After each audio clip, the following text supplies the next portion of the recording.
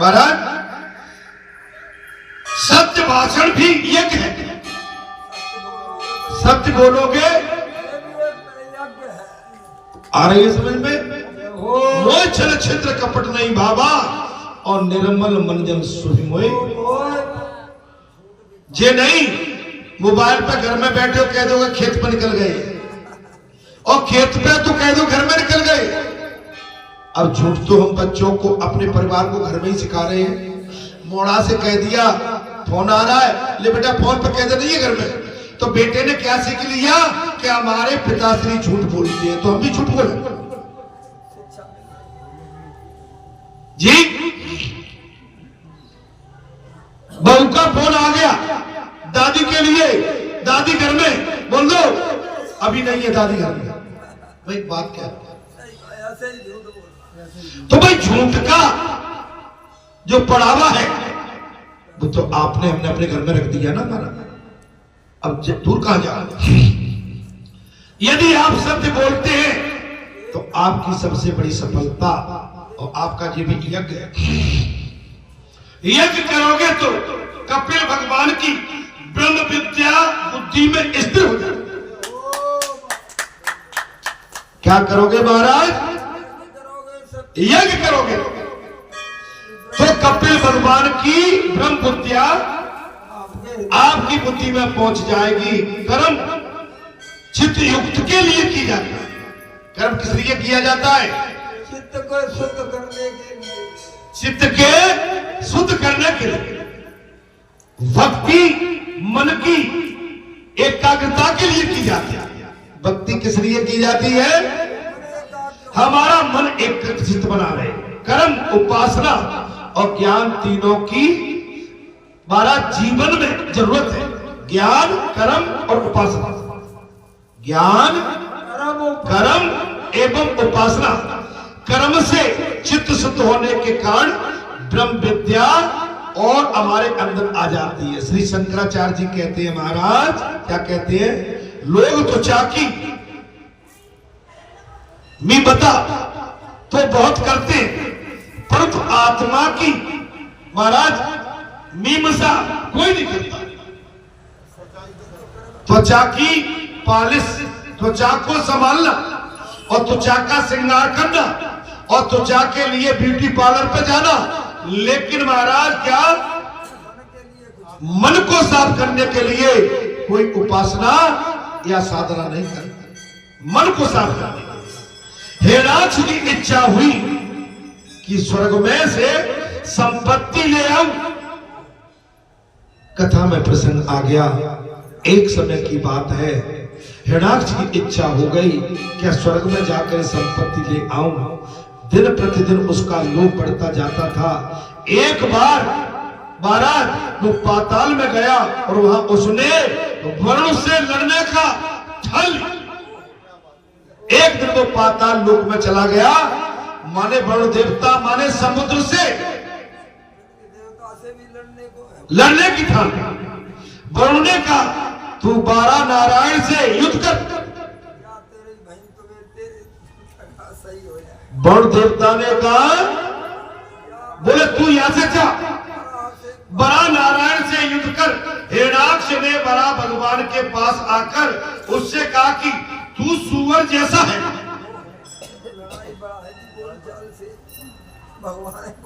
हिरणाक्ष ने क्या कहा? 12 भगवान से क्या कह दिया? बोले तेरी आकृति तेरी देख रेख तो ऐसी लगती है तू सुअर। क्या कह दिया? तू सुअर जैसा। तो 12 नारायण ने उससे कहा तू कुत्ता जैसा है। सच्चे दरबार 12 भगवान ने कहा तू स्वान जैसा है। और बात बढ़ गई महाराज, सभी पापों का मूल वाणी है। से ही बात बढ़ जाती। बिना विचारे जो करे सो पाछे पछताए। काम बिगाड़े आपना जग में होते असाय। जग में होते असाय चित्त में चैन न पाए। बोलने से पहले एक बार नहीं 10 बार सोच लो। पड़ोसी ऐसा बसाओ जो आपको, जो उसकी बगल में जो रहने वाला है, आपको तकलीफ न हो, पड़ोसी को तकलीफ न हो। ऐसी अपनी अदाकारी, चित्रकारी, कलाकारी करो कि जिससे आने वाला युग तुमको याद करेगा। हो बाबा समझ लेना बाबा, एकदम दादी ऐसा कभी कोई काम मत करना। एक कहावत है ना कि पटवारी गया तो गया, बोले खूंटा भी ठोक गया। ये हो मरते मरते मारे। ऐसा दिमाग में कभी मत रखना कि हमारी दादा से नहीं बनती है, हमारे पंडित जी से नहीं बनती, आपसे नहीं बनती। हम कोई ऐसा काम कर जाए जिससे हमारे यहाँ पर एक उद्यम प्रारंभ हो जाए। उससे क्या रहता है मालूम है आपको? इससे हमारी मानवता पर कहीं ना कहीं उंगली उठने लगे। इससे बचना चाहिए। हम समाज में रहने वाले हैं, हम समाज को छोड़ सकते हैं। ये हो बाबा चलो मेरी राकेश से नहीं बनी, मैंने मान लिया, लेकिन इसके बाद मुझे आप सबके साथ भी रहना है। अब राकेश के कारण मैं आपको कुठारा घात में क्यों भड़क जाऊं?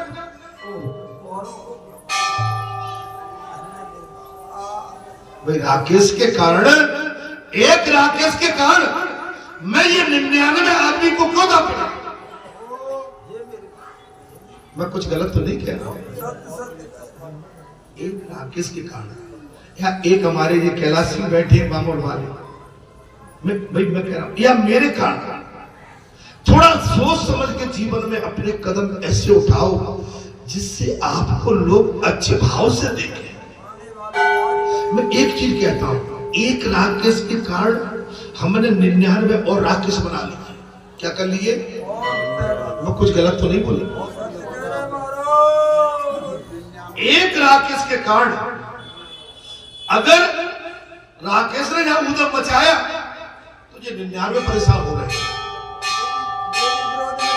अब 99 जब परेशान हो रहे हैं, पहले तो केवल मेरा विरोध अकेले का राकेश ही करता था, अब तो ये 99 मेरे बदल में आ गए भाई। मैं कुछ गलत तो नहीं कर गया भाई। जब कथा में ऐसा दिया है, कथा में क्या दिया कि तू मैं होने लगे, बोले तू सुगर जैसा लगता। क्या कहा महाराज? बोले तू सुगर जैसा लगता। कहा बात बढ़ गई और 12 भगवान ने कहा तू, अब वो सब मुझे कहने में अच्छा नहीं लग रहा, स्वान जैसा लगा। बात बढ़ गई। सभी पापों का मूल बात है वाणी दोष होने से वीर दूषित होता है। वाणी दूषित होने से आप मनुष्य का वीर जो होता है, जिससे सृष्टि रची जाती है, वो दूषित हो जाता है, शक्ति क्षीण होती है। उच्चारण के बिना पाप नहीं होता, उच्चारण के बगैर पाप नहीं होता। ये सुखदेव भगवान ने साफ कर दिया राजन। बात ऐसी है, पहले मन के द्वारा उच्चारे जाने पर ही पाप होता। आपके मन में जो ठनी है और उसी के द्वारा पाप हो जाता है। मूर्ति प्रहार करके 12 भगवान ने हिरण्याक्ष का संहार कर दिया। एक मुष्टिका में 12 भगवान ने दुष्ट राक्षस हिरण्याक्ष का संहार कर दिया और पृथ्वी का राज मनु महाराज को सौंप दिया। पृथ्वी का राज किसको दिया था? सत्यवादी राजा मनु महाराज। सत्यवादी। आप जीवन में सोच लेना, अपनी वस्तु अगर अपन को अच्छी नहीं लग रही है तो ऐसे आदमी को दो कि जो उसकी संभाल कर सके। मने चाहे आपका कपड़ा हो, आपकी घड़ी हो, आपकी राइफल हो, एंड अदर खेती हो, एंड खलियान हो, दुकान हो, मकान हो, कोई भी हो। माने आपने जो 5 साल गाड़ी चलाई 4 पहिए की, 10 पहिए की, 10 की नहीं, क्षमा करना, 4 पहिए, तो 4 पहिए की गाड़ी आप ऐसे मत कर देना कि जैसे आज मैं इस गाड़ी में बैठता हूं और मैं किसी दरुआ को सौंप दूं गाड़ी। इस गाड़ी में बालाजी का वास है। सोच समझ के दूंगा कि राकेश इस चीज से परे है, राकेश तू ले ले भाई।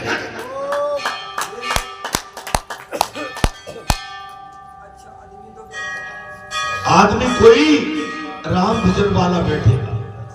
मैं एक दफे की बात बताता हूँ महाराज, 10-12 साल हो गई, मैं गाड़ी में जैसे ही बैठा महाराज, गाड़ी बाहर रखी थी तो गाड़ी में सर्दी का टाइम था, तो महाराज सर्दी में उस पर लिखी जय श्री राम। क्या लिखी? जय श्री राम।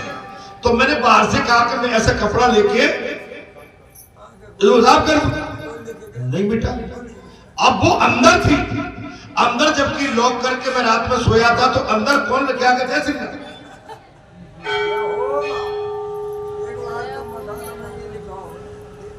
मगर कई चीज हुई, मैं अपने लिए नहीं कह रहा हूं, आपके संग भी जी ऐसा होता होगा।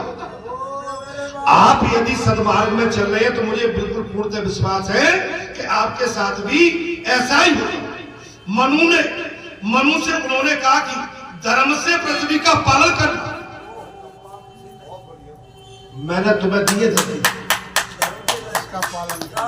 धर्म का पालन। भैया कथा आ गई, मैं क्या करूं? सच्चे दरबार। मनु से उन्होंने कहा कि धर्म से पृथ्वी का पालन करना और वे बद्री नारायण के स्वरूप में लीन हो गए।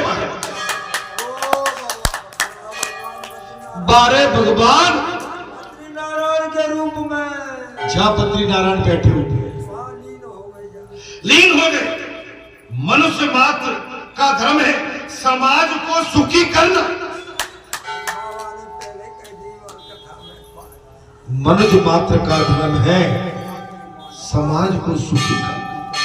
हमारे कारण कोई मुझे आज अपना खेत बेचना है तो मैं ये नहीं देखूंगा किसी जो सूर लगाता है, जो कांटे बोता है, मैं उसको देखे जाऊं। मैं खेत को सैर करने से पहले सोचूंगा कोई सीधा साधा आदमी आ जाए, वो अपने पहाड़ पड़ोसी को परेशान न करे।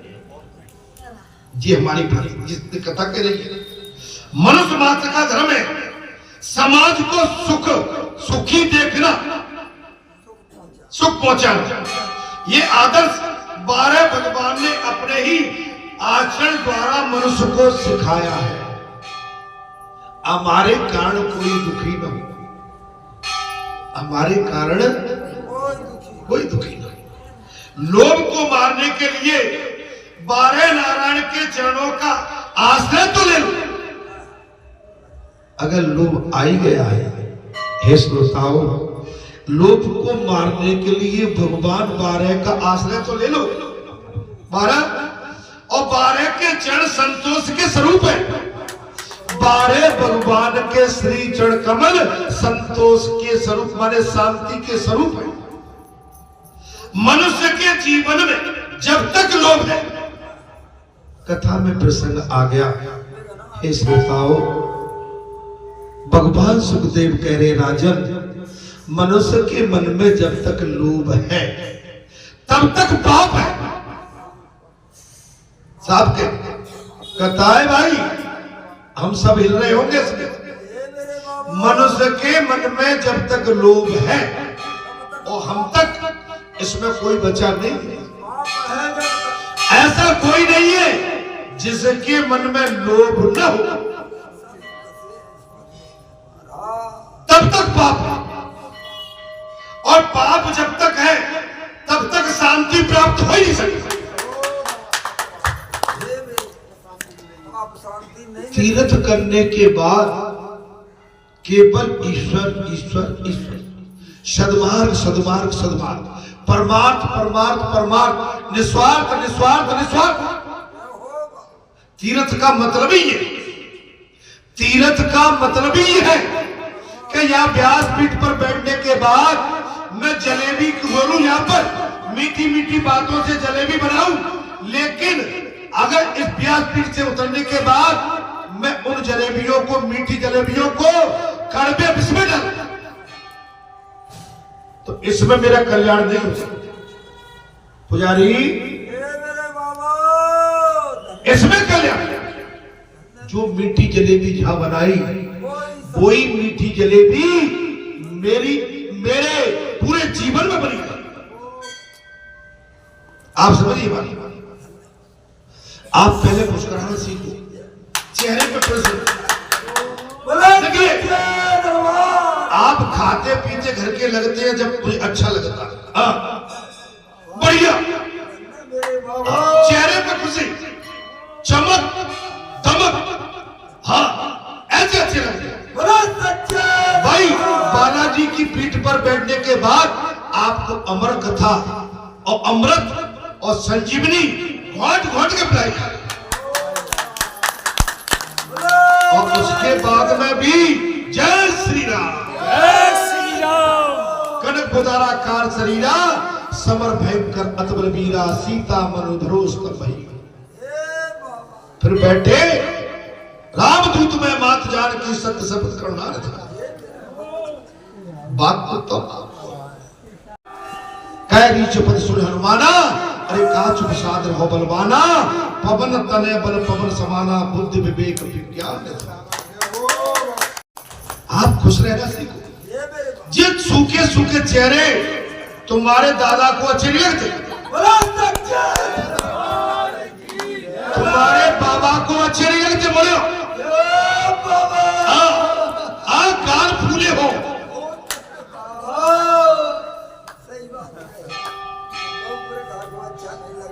आप बढ़िया मैं दूध पिला पिला के, छुआरे डाल डाल के, मलाई डाल डाल के, और बढ़िया तुम्हें रसोई भंडार में बढ़िया से बढ़िया व्यंजन, भैया जो तुम्हारी खवाई जा कहाँ रही है मुझे बताओ। बोलो सच्चे दरबार की जय। ये मेरे बाबा आप मेरी बात को समझिए महाराज। अरे भाई, जो होना है सो होके रहेगा।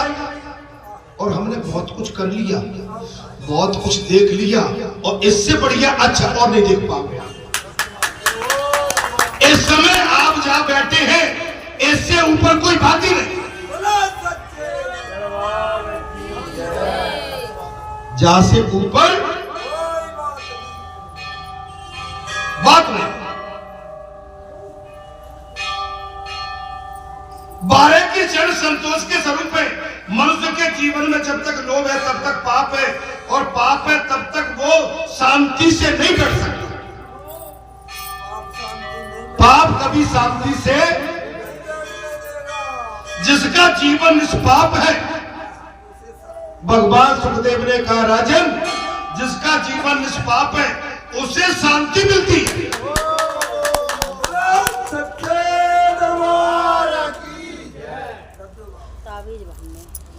केवल अथोपार्जन के लिए ही बुद्धि का उपयोग न करो। केवल धन कमाने के लिए मेरे साथ कई चीजें आई। मैंने किसी को कुछ एक पेमेंट दे दिया था, वो आके कहने लगा नहीं दिया है। मैंने कितना है? बोले 1 लाख। मैंने ये 1 लाख बोले हट फट, जबकि दे दिया। बात आई थी और ले। ये मेरे बाबा, ये मेरे बाबा। मैंने ये नहीं कहा था कि कब क्यों पंचायत से पंचायत, तेरे मन में ही कुंठा आ गई, ले जा। ये बाबा क्या करी? आज मैं तो लटो नहीं हूं, दूर दिख रहा हूं। ऐसा तो नहीं है कि 1 लाख चलेगी अभी की नहीं। ये तो 15 साल हो गए, मुझे नींद नहीं आती हो, बिल्कुल खर्राटे लेके सोता हूं। अरे पता ही नहीं, मैं रात को खर्राटे में कहीं प्राण निकल जाए। सवेरे होते हुए कि नहीं हो, अरे बढ़िया सो तो लो कम से कम।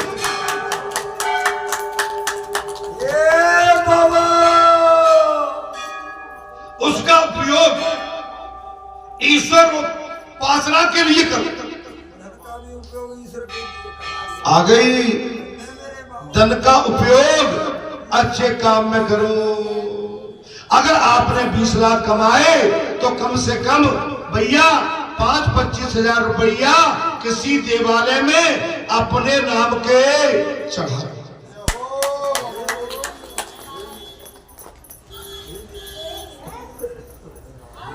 आपका दान किया हुआ धन माने कई गुना बढ़ता है। आड़े वक्त में वही आपका किया हुआ दान आपके जब कोई संकट आता है भयंकर घर में वही आड़े आए। बाबा ये बाबा अन्यथा वो चोरी जैसी तुम्हारी दशा हो जाएगी। अन्यथा उस जौहरी एक चोरी जैसी तुम्हारी दशा हो जाएगी। एक बार किसी राजा के दरबार में एक चोरी आया और उसके पास एक हीरा था। कथा में आनंद आ रहा तो एक समय की बात है, राजा के दरबार में एक चोरी आया, उसके पास एक हीरा था। उस हीरे की कीमत महाराज, उस हीरे की कीमत ठहराने के लिए कई चोरी बुलाए। उसकी कीमत वैल्यू निकालने के लिए कई चोरी बुलाए गए। सभी ने अलग अलग कीमत बताई। राजा निराश हुआ और इतने में एक वृद्ध चोरी आया और उसने हीरे की कीमत महाराज 99 लाख बता दी।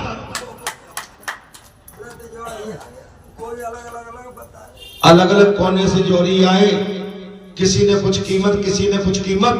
अंत में एक वृद्ध चोरी आया, उसने उस हीरे की कीमत 99 लाख बताई। तो राजा ने पूछा कि पूरे एक महाराज 1 करोड़ रुपए क्यों नहीं लगाए? 99 लाख क्यों लगाए? आपने 1 करोड़ क्यों नहीं कहा? तो उस वृद्ध चोरी ने और 100 हीरे मंगवाकर उस हीरे के आसपास रख दिए। तो उस हीरे का तेज 99 हीरों पर पड़ रहा था।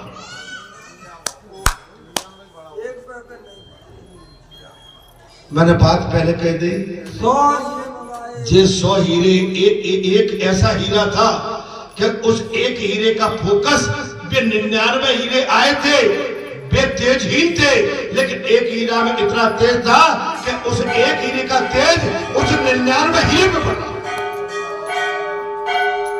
जी एक हीरा, उसका फोकस 99 हीरों पर पड़ रहा था।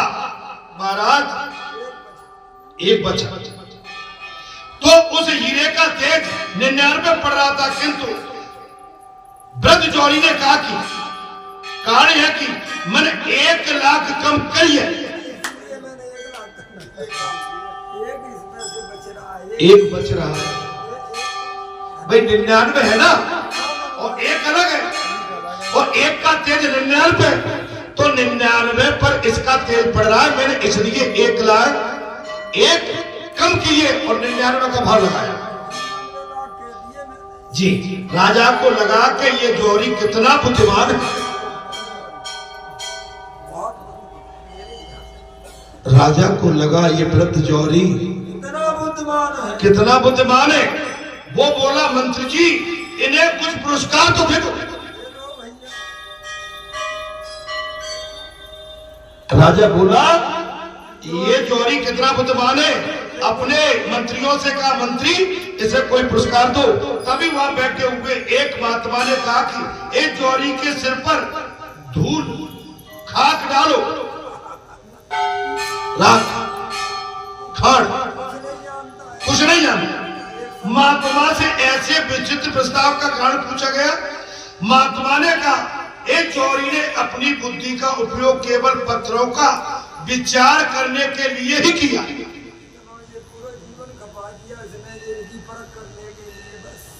इसने क्या किया है? बस केवल पत्थरों के हीरे का मूल भाव करता रहा। इसने पूरा जीवन ईश्वर का भजन करने के लिए नहीं। ऐसे कोई पुरस्कार मत दो। ये तो केवल दुकानदारी करता रहा, धन कमाता रहा। क्या करता रहा? दुकानदारी करता रहा, धन कमाता रहा। इस पर क्यों इसको पुरस्कार देते हो? इसके सर पर राख खाक डाल दो। ये तो केवल ईश्वर का भजन करने के लिए नहीं, जिस बुद्धि का उपयोग उसने केवल पत्थरों को देखने परखने के लिए किया, उसका उपयोग यदि उसने ईश्वर को पहचानने के लिए किया होता तो उसका उद्धार होता।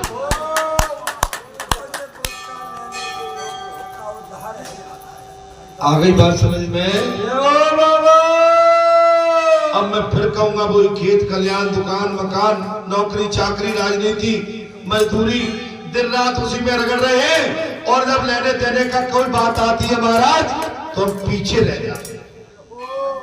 हम कमाई धर्म की नहीं करते, भजन की नहीं करते, तप तपस्या की नहीं करते, साधना की नहीं करते, केवल धन कमाने की कमाई करते।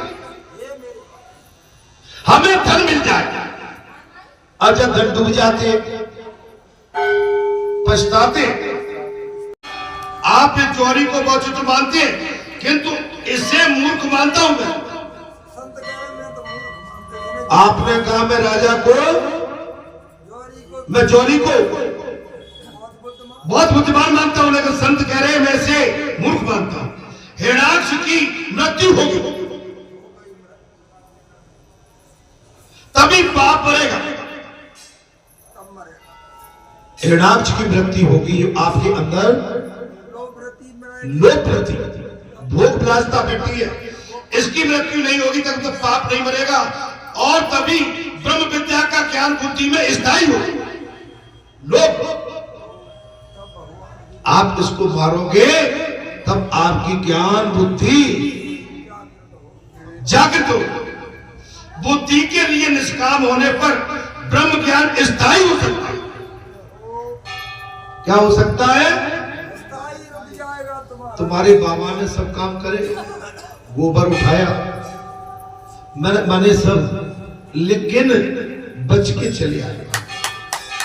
बात पर अड़े, बात कभी न तो तुम्हारे क्षेत्र की, न तुम्हारे खानदान की, न तुम्हारे राष्ट्र की, न तुम्हारे जैसे किसी समाज की, हमने बात को कभी छोटा नहीं किया।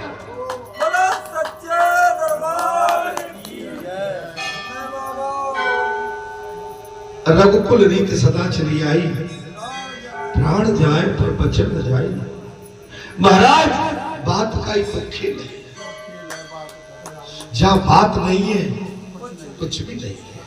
आप अरे विदुर की बात का ही तो खेल था। अगर विदुर सत्य पे न चलता तो भगवान उसके घर महाराज बाजी खाने में नहीं है। धोखा मत दो किसी, कोई आपके कारण अगर रो गया, अगर उसकी हाय आप पे पड़ गई तो आपका विनाश हो। तुलसी हाय गरीब की, इसलिए आप सोच समझ रहे। मनुष्य के शरीर में 9 छेद है। भगवान सुखदेव ने कहा राजन, मनुष्य के शरीर में 9 छेद है, इसके द्वारा ज्ञान बाहर निकल जाता है। आप सुनते तो हैं, 25 साल से आप यह कथा सुन रहे हैं, लेकिन हमारे आपके अंदर 9 छेद है संसारी। यहां तक बैठे तब तक तो छेद बंद है, और यहां से बाहर निकले विक्रम बेताल संसार का तैयार कर। हमारा आपका ज्ञान इन संसारी 9 छिद्रों से बाहर निकल जाए। महाराज बाहर निकल, इंद्रियों के द्वारा ज्ञान बाहर निकल जाए। जी इंद्रियां बेलगाम होती है और ये ज्ञान को स्थिर होने नहीं देती, इसलिए इंद्रियां का विरोध करो और उन्हें प्रभु के मार्ग की ओर मोड़, उन्हें प्रभु के मार्ग की, अर्थात पूर्व मीमांसा में बाहर नारायण के अवतार की बात कही गई थी, और उत्तर मीमांसा में कपिल नारायण का चरित्र का वर्णन भी आया। यज्ञ किए बिना कपिल नारायण के विद्या बुद्धि में स्थिर नहीं होते। आपको यज्ञ करना ही पड़ेगा। भजन यज्ञ से मतलब होता है सत्कर्म। यज्ञ से मतलब ये नहीं आप ऐश्वर्य का कराएं, रुद्र यज्ञ कराएं, दुर्गा यज्ञ, भागवत यज्ञ। अरे आपका सत्कर्म ही यज्ञ है, और जिसका सत्कर्म सही है उसका हर दिन यज्ञ है, हर पल यज्ञ है। मन वचन और कथा, मन वचन और काया से किसी को भी पीड़ा नहीं देना चाहिए।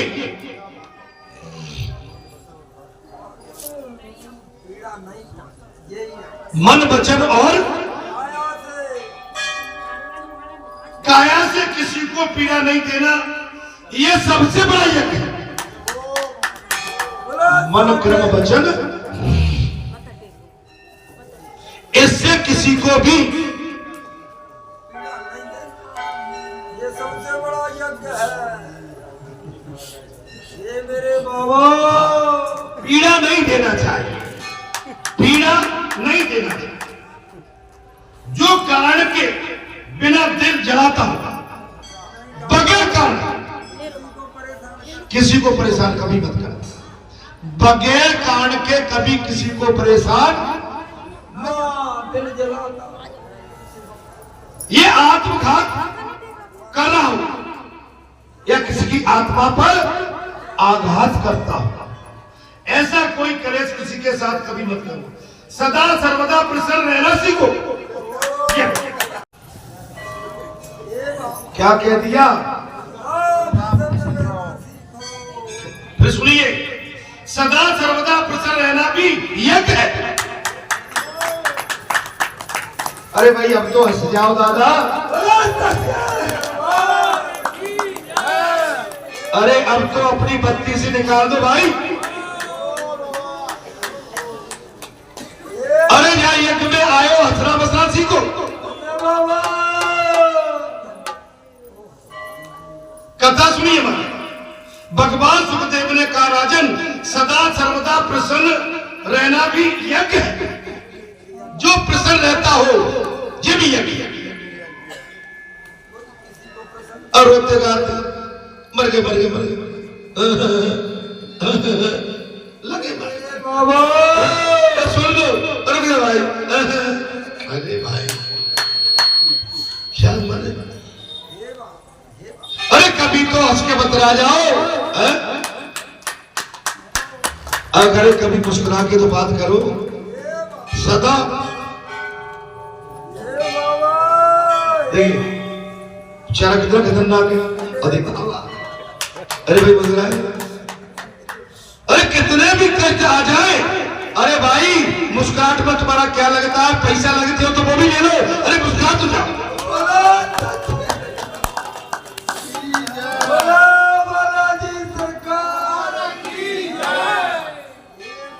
चांद भी होंगे, सूरज भी होंगे, लेकिन हमारा मन न लगेगा। चांद भी होंगे, सूरज भी होंगे, लेकिन हमारा मन नहीं लगेगा। अरे जाते जाते ये तो बता जाओ, हम जिएंगे किसके लिए?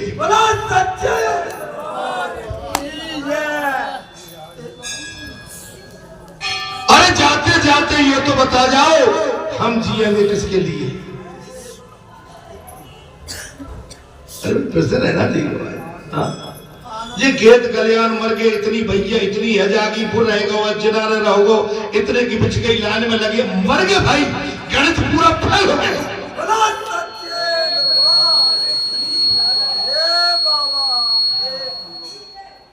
मैं तो इसलिए जोरदारी से कथा कह रहा हूं। मन वचन और काया से किसी को पीड़ा मत दो। मन वचन और काया से कभी किसी को पीड़ा मत देना, यह भी आपका एक यज्ञ है।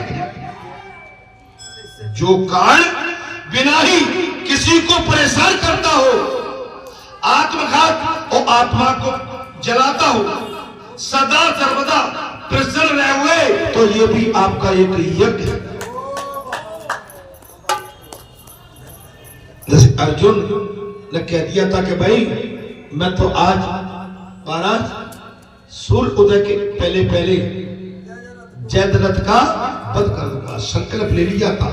कृष्ण जानते थे कि इसका वध होगा नहीं, और मेरे भगत ने ये संकल्प ले लिया है महाराज।